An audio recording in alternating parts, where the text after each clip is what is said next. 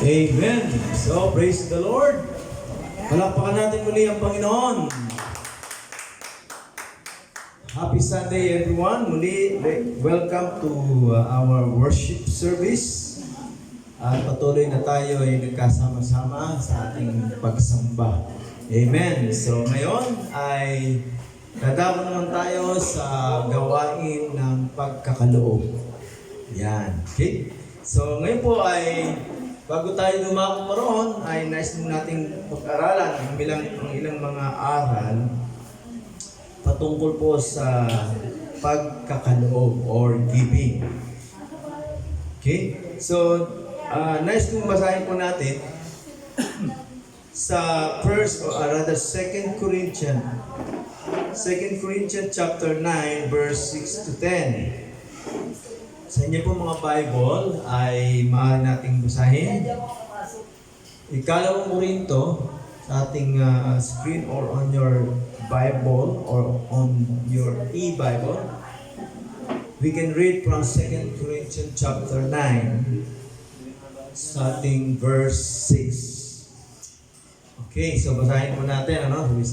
Tingnan po natin. Verse 6. Remember this. Whoever sows sparingly will also reap sparingly. And whoever sows generously will also reap generously. Each of you should give what you have decided in your heart to give, not reluctantly or under compulsion, for God loves a cheerful giver. And God is able to bless you abundantly, so that in all things at all times, having all that you need, you will abound in every good work. As it is written, they have freely scattered their gifts to the poor, their righteousness endures forever. Now, he who supplies seed to the sower and bread for food will also supply and increase your store of seed and will enlarge the harvest of your righteousness. You will be enriched. Verse 11. Wala pa na dyan. Tuloy ko na. Verse 11. You will be enriched in every way so that you can be generous on every occasion. And through us, your generosity will result in thanksgiving to God. Amen. Purihin ang Diyos sa kanyang mga salita. So, from time to time, we are talking about the lesson of giving to the Lord. Of course, in simple logic,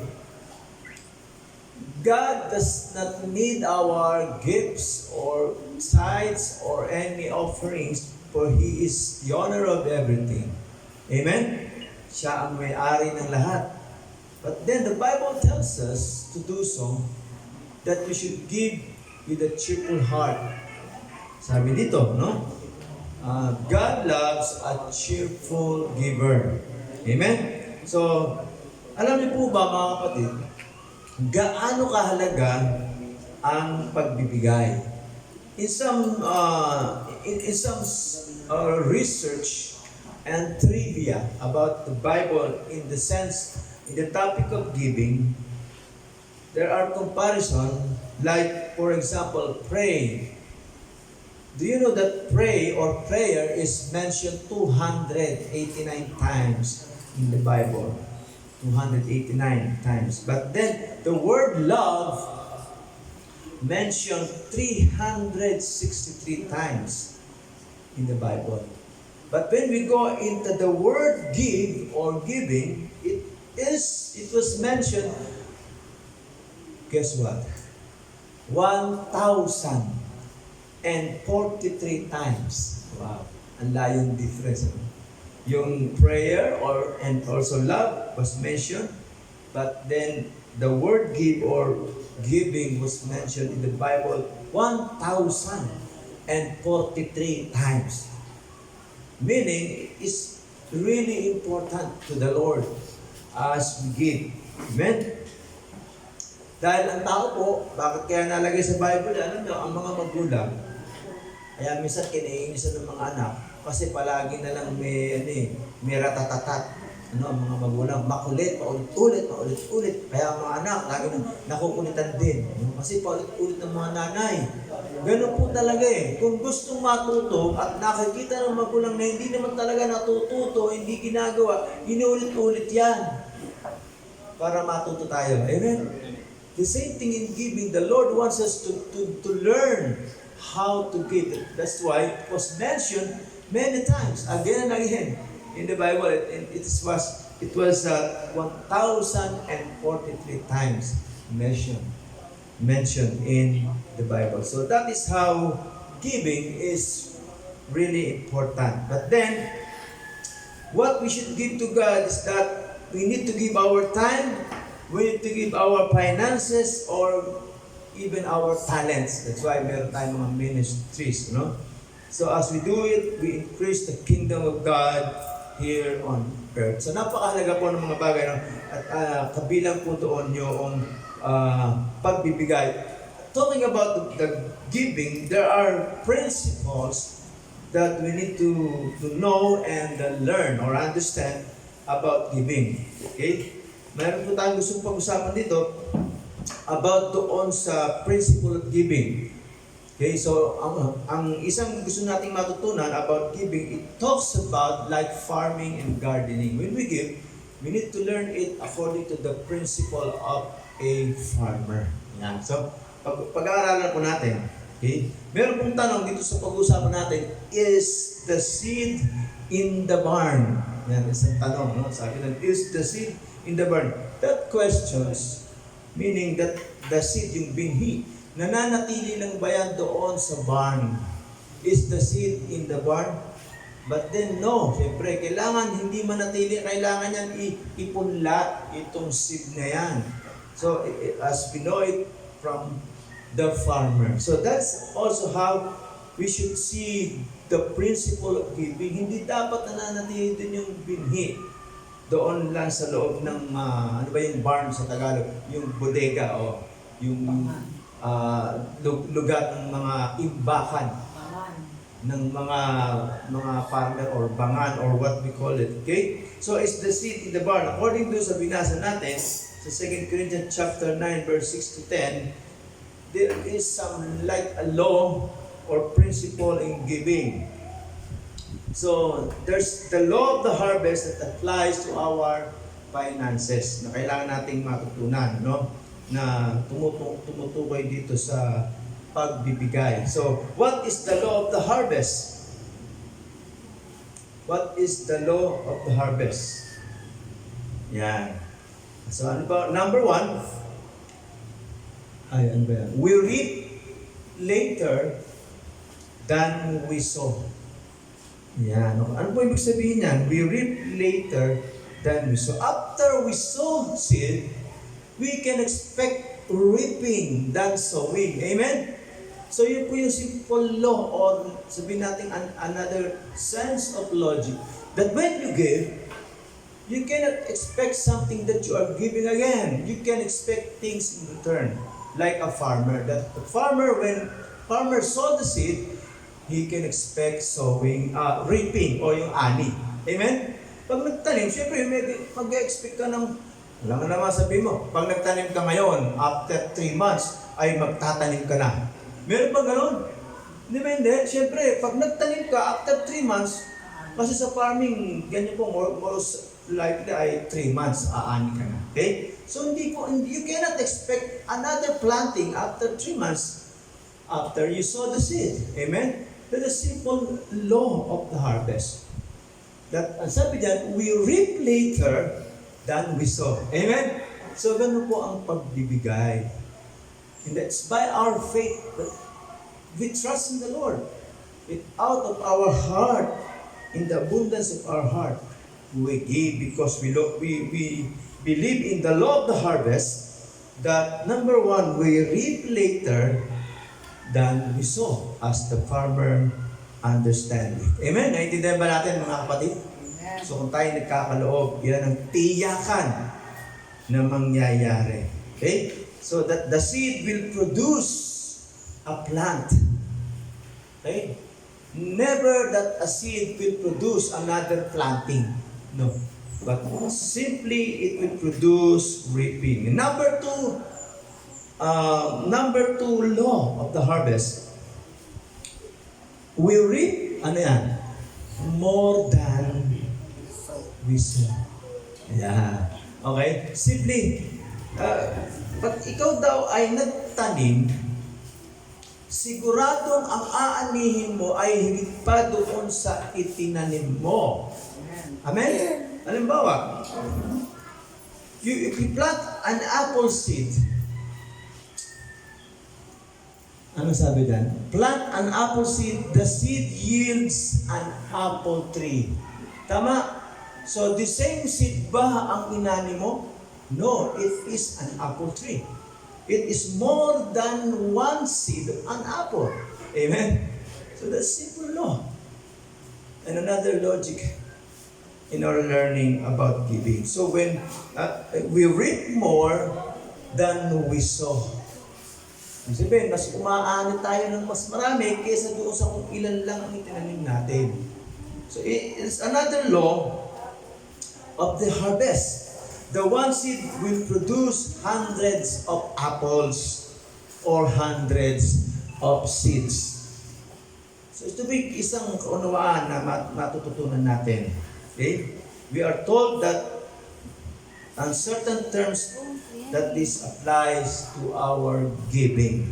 Na pwede nating i-apply according to 2 Corinthians chapter 9, verse 10. To multiply the seed that is sown. Ang anumang binhi na itinanim, tiyak yan marami.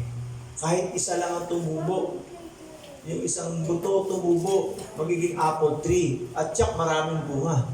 More than one yan, sigurado. So, meaning that we reap more than we sow.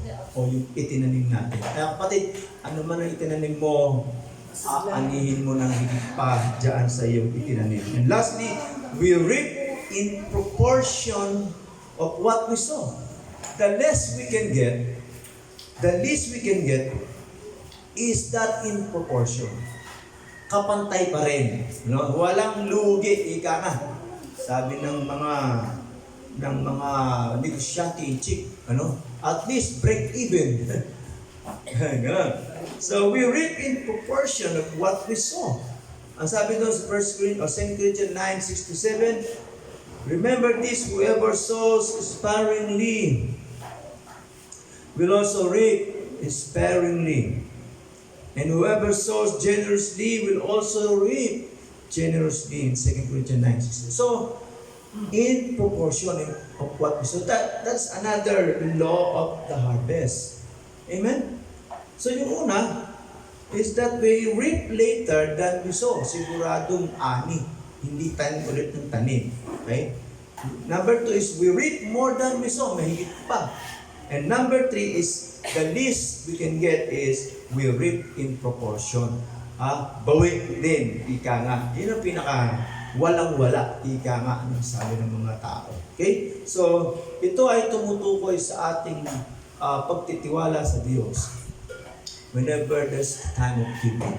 And as we give this time to the Lord, remember this law of the harvest. Amen?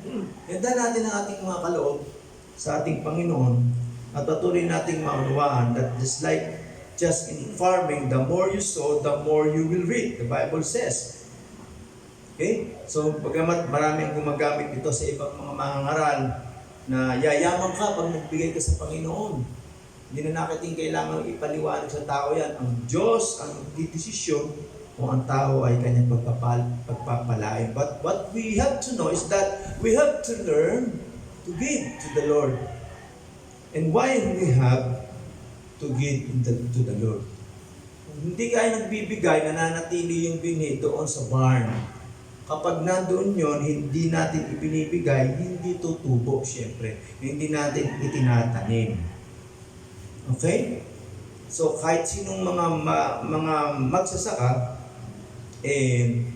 kailangan niyang itanim yung bigi doon sa kanyang bangan, ika nga, o doon sa kanyang bodega. Okay, this is our investment of trust in our Lord. And then, when we understand this giving, there is the material and the spiritual aspect or side of this. When we give, we will receive material things as well as the spiritual things in our life. There is more than giving, sowing seed, so we can receive more of the Lord.